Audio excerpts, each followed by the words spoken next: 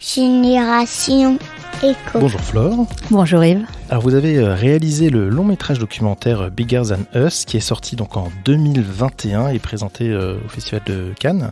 Le film a aussi été nommé au César du meilleur documentaire en 2022. Comment avez-vous rencontré Melati, justement la jeune femme qui part aux quatre coins de la planète pour échanger avec des jeunes qui s'investissent dans leur territoire et dans leur lieu de vie? Alors, si je peux préciser, ils ne s'investissent pas dans leur lieu de vie, ils sont engagés pour sauver les autres. Ouais. C'est pas exactement la même chose. Ils ne sont pas en train de... ils font des choses extrêmement sérieuses et je voudrais commencer par leur rendre hommage parce que c'est pas rien ce qu'ils font. Donc, elle va effectivement à la rencontre de 6 autres, activistes comme elle, protagonistes dans notre film, qui sont des grands héros de notre temps, puisqu'ils sauvent la vie et la donnent dans leur communauté, que ce soit sur la question du plastique, de l'accueil des réfugiés, de l'éducation, de l'information, des conditions des femmes, etc. Melati, je suis rentrée en contact parce que avec elle, tout simplement en faisant mon travail de journaliste, en fait, c'est pas très compliqué.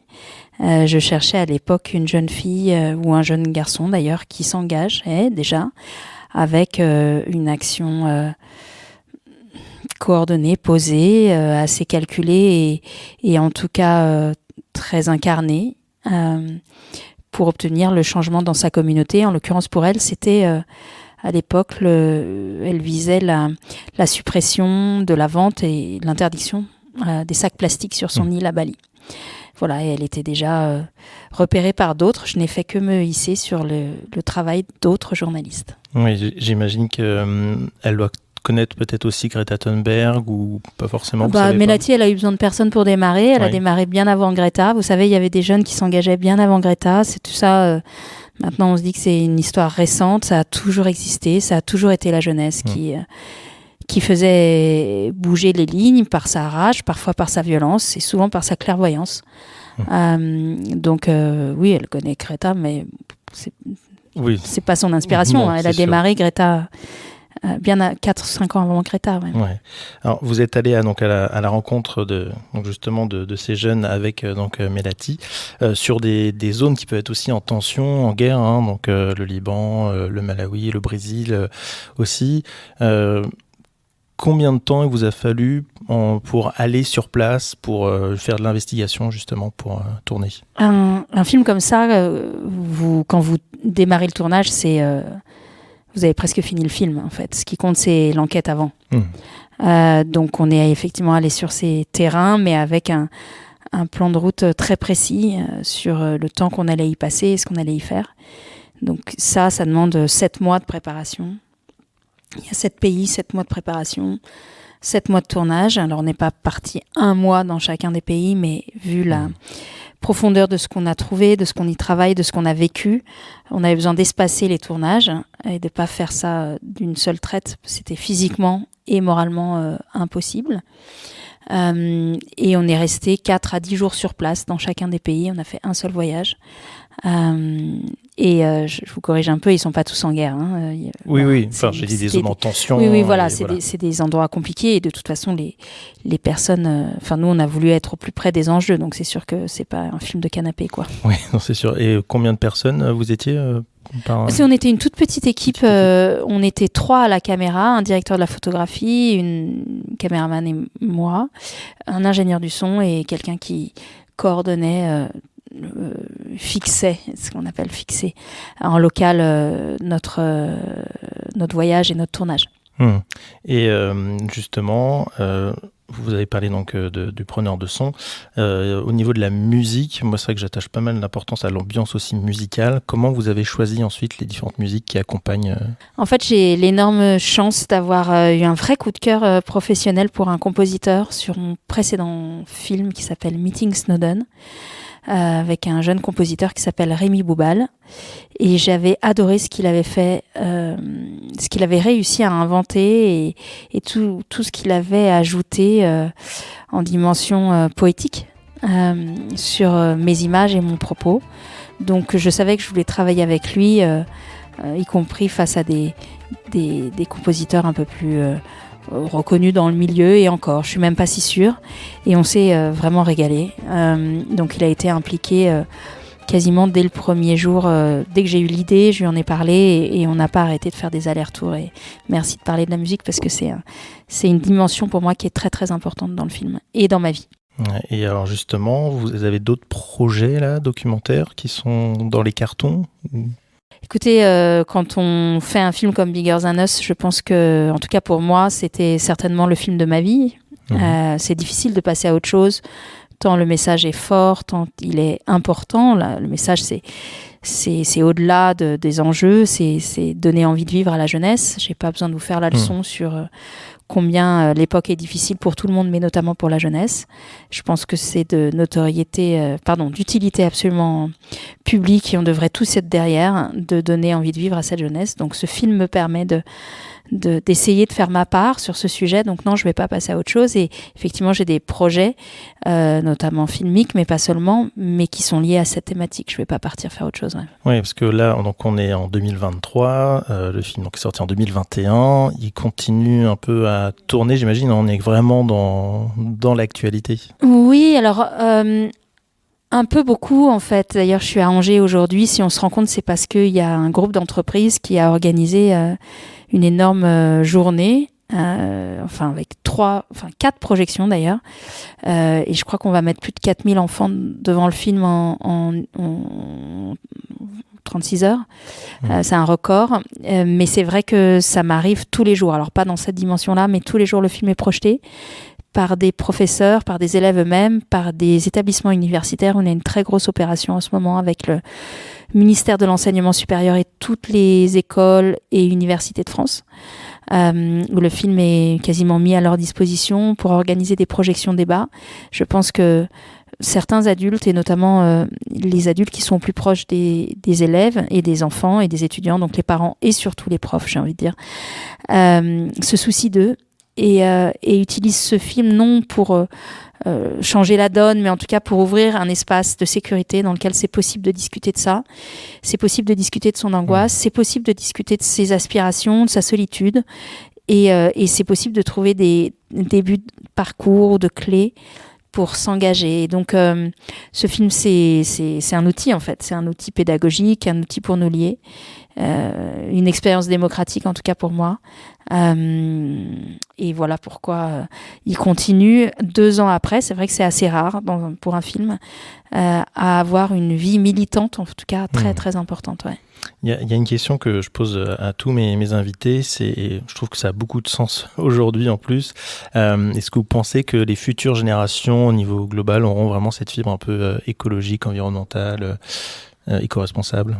Ah bah écoutez, moi mon sujet c'est pas l'écologie, le film parle de tous les enjeux du monde, l'environnement étant un des problèmes qui nous occupe, mais qui pour moi est à la même hauteur que la question de la paix, que la question de la justice sociale, que la question de la condition des femmes, des réfugiés, de la sécurité alimentaire, etc. Je trouve qu'il faut qu'on arrête d'opposer les luttes, qu'on arrête de segmenter les problèmes et qu'on comprenne l'interdépendance de tout ça.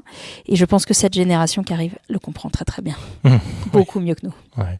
Alors vous parliez tout à l'heure de continuer dans ces mêmes thématiques-là. Vous êtes également romancière. J'imagine qu'il y a peut-être un livre qui est en réflexion. Alors, mon ancienne belle-mère me dirait que le livre est en train de grandir malgré moi, comme un bébé qui pousse en vous et que vous ne voyez pas encore.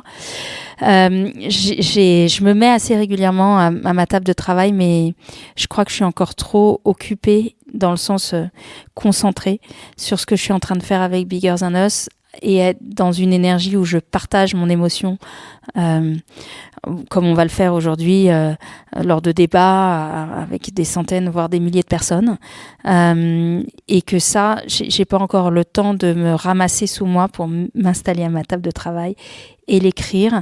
Mais c'est vrai que c'est une frustration parce que j'aimerais réussir à partager ce que j'entends en fait, qui n'est pas dans le film. C'est pour ça que je continue. Moi, ça fait 2 ans que je suis sur les routes quasiment tous les jours. Les gens me donnent beaucoup, me disent beaucoup. Je vois quelque chose comme une forêt qui pousse en fait, et que je pense qu'on est nombreux à se poser des questions. Je pense qu'on est aplati par le misérabilisme ambiant, par le flot des mauvaises nouvelles, par la culture de la peur, mais que dès qu'il y a un espace de sécurité qui s'ouvre, les gens sont là, quoi. Ils sont merveilleusement là, avec leur cœur et avec leur envie de vivre. Et c'est certainement à nous qui portons un micro, une caméra, un stylo, de contribuer à créer ces espaces pour que cette parole puisse se retrouver et puis faire boule de neige. Et je pense vraiment que aujourd'hui, je pense sincèrement qu'on a les solutions à tous nos problèmes.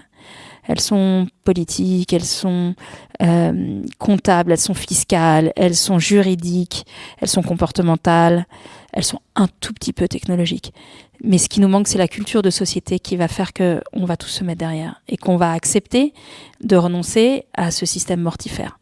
Et c'est pour ça que nous, on pousse ce film partout, parce que c'est un outil culturel, en fait. Et tant qu'on est... Plus on sera nombreux à partager cette communauté de valeurs, plus ça sera facile pour les militants sur le terrain, moins ça sera facile pour des autorités de stigmatiser les militants comme des dangereux anarchistes ou éco-terroristes, que sais-je. Plus on sera fort face à cette proposition de régression là qui est à l'œuvre. Alors, est-ce qu'un documentaire comme celui que vous avez réalisé est plus difficile là que le précédent sur Edward Snowden, où il y avait vraiment quelque chose de très spécifique là aussi? Ah non, pas du tout. C'est beaucoup plus facile maintenant. Je pense que très clairement, la question de la surveillance de masse et de la perte de la démocratie, j'en suis la première effondrée, mais n'intéresse personne en fait.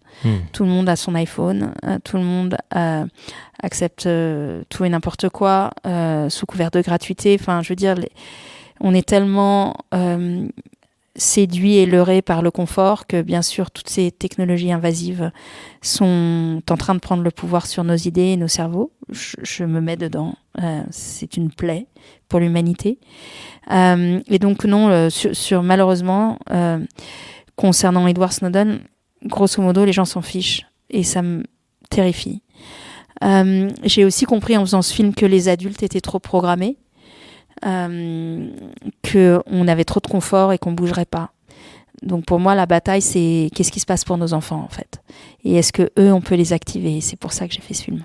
Et donc, grâce à des alliés tels que, étonnamment, le ministère de l'Éducation, le ministère de l'Enseignement supérieur, des entreprises, des associations, une cohorte de profs et de proviseurs, ce film trouve des alliés sur le terrain qui utilisent ce film parce que ça leur est utile. Finalement, vous êtes un peu comme... alors j'ai oublié son nom de la personne qui est au Liban, qui a créé des écoles, qui dit à un moment donné qu'on survit parce qu'on a envie de voir ce que ça va devenir. Finalement, c'est un peu le même cas. Ouais, là, il parle... Alors, c'est un enfant qui a vécu la guerre en Syrie et sa maman emprisonnée de longs mois parce qu'elle était militante politique, qui a dû fuir au Liban et qui, effectivement, a créé une école à 12 ans, quand il avait 12 ans, au Liban, parce qu'il était arrivé là-bas et qu'il était réfugié, qu'il n'avait plus le droit à l'école. Et donc, on peut vraiment considérer que c'est un enfant qui a vu la mort, qui a vu le pire de l'humanité, qui a eu peur pour lui, pour ses proches, qui a vu le monde se retourner. Et donc, c'est quelqu'un qui porte un regard sans concession sur notamment nos démocraties confortables et notre complaisance.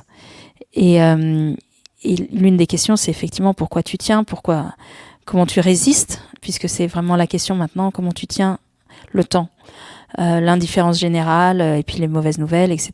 Et il dit le ressort, c'est la curiosité. Je veux savoir ce qui va se passer, et c'est une leçon qui lui vient des camps. C'est une question qui lui vient de cette situation d'exil où le moteur, c'est le possible en fait. Et pour nous qui sommes au regard aiguisé par exactement plus rien ou plus grand chose, je pense qu'effectivement l'appétit, la curiosité, la capacité d'émerveillement est vraiment quelque chose qu'on peut essayer de travailler pour tout le monde. Ouais, on va terminer là-dessus. C'est un vrai message aussi d'espoir, de dire que tout est possible finalement avec de la volonté, en fait, directement. Oui, en tout cas, avec de la volonté et c'est pas seulement ça, c'est il y a une part de chance et il y a une part de colère et il y a surtout un environnement immédiat qui peut-être parfois par désespoir laisse faire. Merci beaucoup Flore Vasseur. Merci. Merci d'avoir écouté ce nouvel épisode de Génération Echo. Merci pour vos partages et commentaires. Ceci aide grandement Génération Echo à grandir et à exister. Si vous souhaitez contribuer au podcast et nous aider, merci de vous rendre sur le site web generationecho.fr à la rubrique « Nous soutenir ». Merci pour votre fidélité et de faire découvrir ce podcast au plus grand nombre. Je vous dis à bientôt à l'écoute de Génération Echo.